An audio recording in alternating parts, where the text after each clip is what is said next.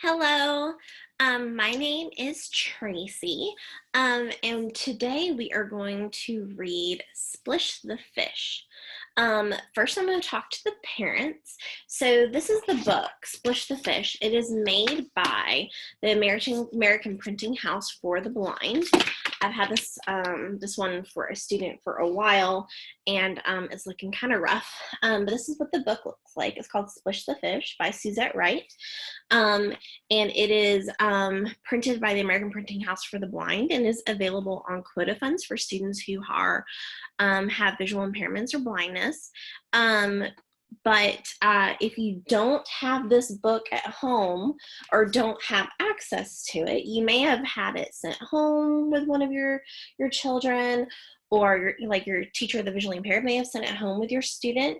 But if you don't have access to it at home, while I read along, you can make the characters yourself. So at the front of the book, we have the characters here. We have Splish, we have Finny, we have Dee, and we have this boat that's at the top of the water. I'm not going to make the boat, but what you can do is that you can just use pipe cleaners. So I took different pipe cleaners and I just twisted them. This is an extra piece that I have that I'll just show you really quick. So this doesn't make a little one. So I just twisted it like that. Actually, let me take a big one and show you with the big one. Make a brightly colored green. We'll make a green fish. All right, so you just take it like this and you twist around. So you make a loop and then you twist around the edge of the loop, and then using the two pieces that are jutting out the side, you fold up to make the tail and then wrap around the second piece that is jutting out.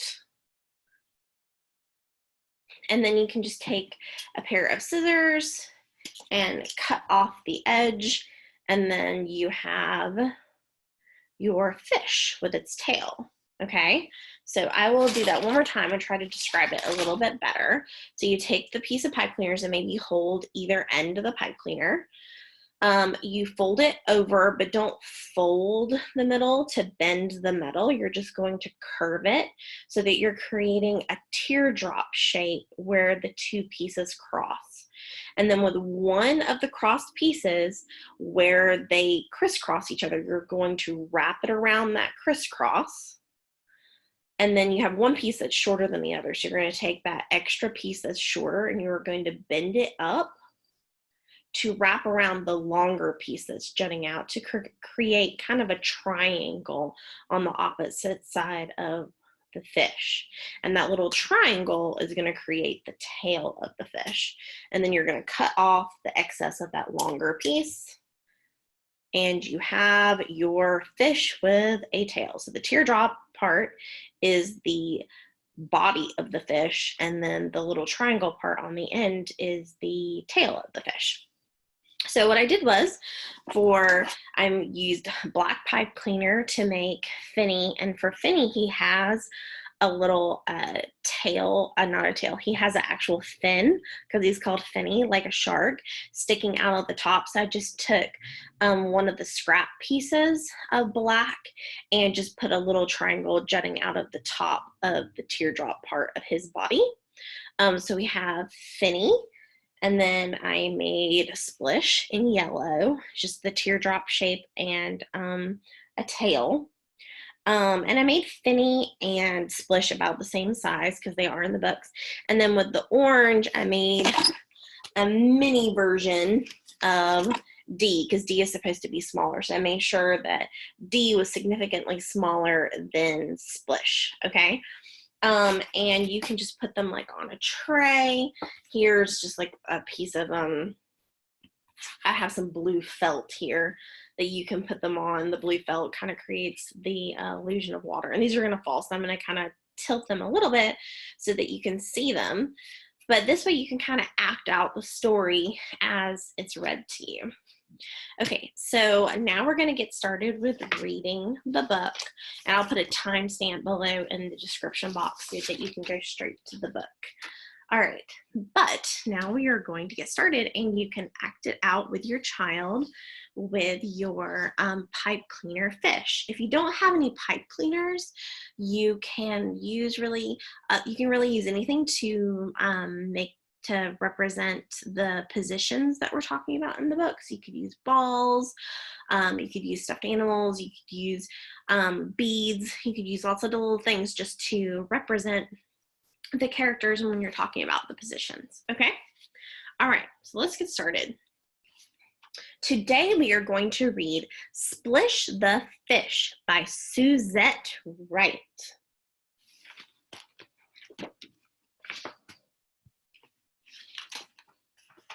And the characters in our book are Splish, Splish, Finny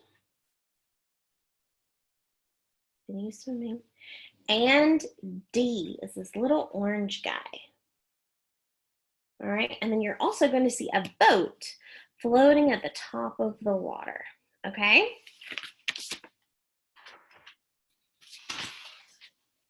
A fish named Splish had a place in the sea.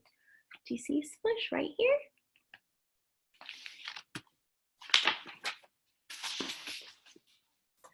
Between his best friends, Finny and Dee. Splish is between his best friends, Finny and Dee.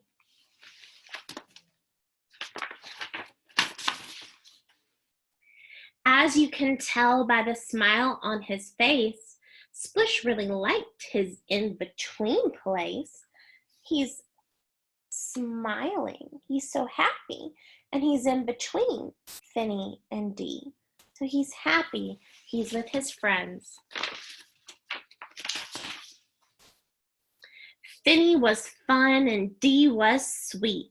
To be between them was really a treat.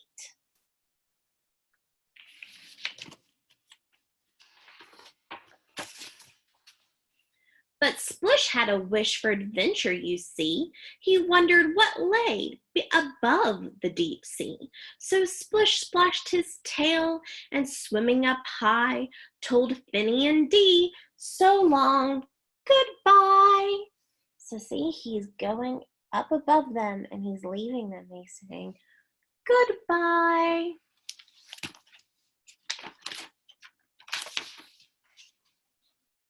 But above was different from all he had known. There were no friends. He was all alone. For a while Splish splashed above Finny and Dee, floating alone high in the sea. He's up here above them and he's all alone. He's not between them anymore. He's up above them.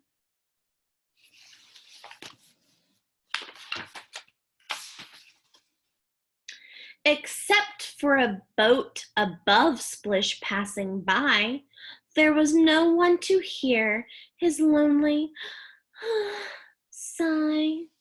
So he's up here, and see the boat is up at the top of the water, and here's Splish, and he's saying sigh, which is, because he's sad. He's so sad. He misses his friends. He's all alone. Missing his friends, Splish left in a flash, diving below with an enormous splash. So see the boat's up here at the top of the water and he's diving below with an enormous splash. Like splashing in the water. You can splash in the water in the sink, splash in the water in the bathtub, in a pool. You hit the water and all the water shoots up. That's a splash and it makes that sound. But once below, where were Finny and Dee? Now they were above him in the deep, deep sea.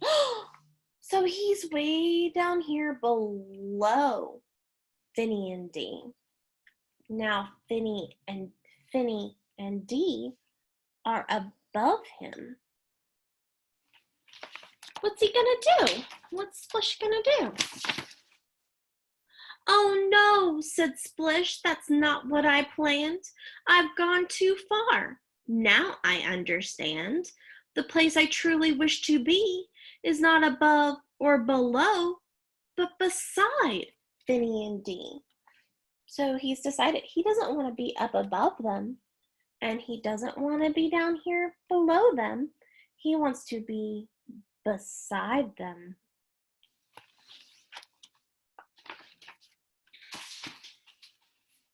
So Splish swam up right beside Dee, happy he thought to finally be near his very best friends in the sea.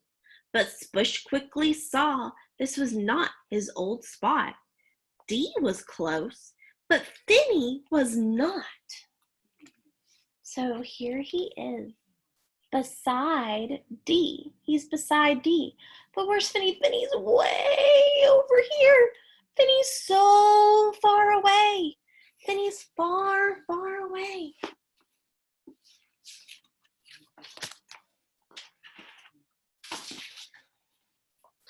Then over he swam to Finny, his friend. Was this where he belonged? Would his search finally end? But even though Finny was there close beside, now Dee was far on the other side. So see, now he's beside Finny. But where's Dee? Dee's way over here. So he's far away from Dee, but he's close to Finny. What's he gonna do? What's he gonna do? Would his search finally end? Will he figure it out?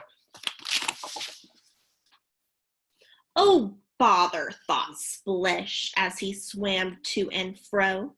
To be beside both friends, where should I go? What was that called, my place in the middle? How can I solve this impossible riddle?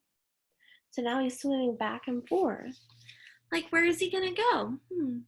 Do we know? Where is he supposed to be? Not beside. Do you know the answer? Where is he supposed to be? Okay, so slowly, he thought, not above, nope. Not below, nope. Not just beside, no. I can't believe I forgot. It's in between, he cried.